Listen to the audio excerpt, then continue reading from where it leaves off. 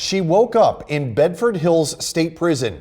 She can go to sleep tonight in her own bed in her own home. In between those two, intense legal arguments about whether Kaitlyn Conley would go free after an appellate division last week overturned her manslaughter conviction in the poisoning death of local chiropractor Dr. Mary Yoder. News Channel 2's Jolene Ferris has your top story from Oneida County Court. Practically at the same time the judge reached the bench. Officers, can you please remove Ms. Conley's restraints, please?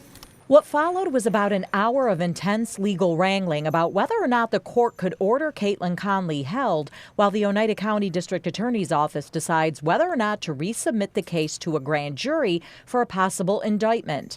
The district attorney and the Honorable Bernadette T. Clark differed in their interpretations of another court decision. I'm saying they remain mute on that subject, and therefore I believe it's in the criminal court's purview to make the decision. I read it that it gives the criminal court the ability to make the determination. Once a defendant's conviction has been reversed and the indictment dismissed, the appropriate remedy is discharge from custody.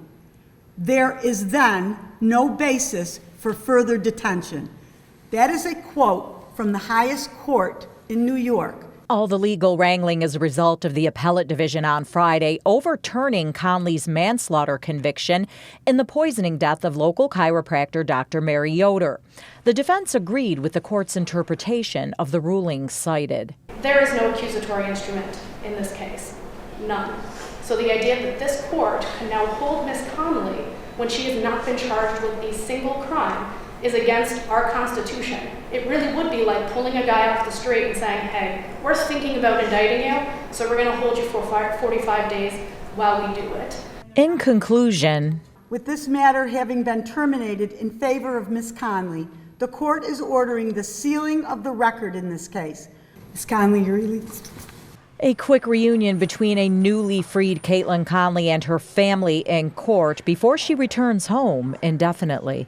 Oneida County District Attorney Todd Carville now has to decide whether or not to resubmit this case to a grand jury for a possible indictment, which would compel Kaitlyn Conley to stand trial again.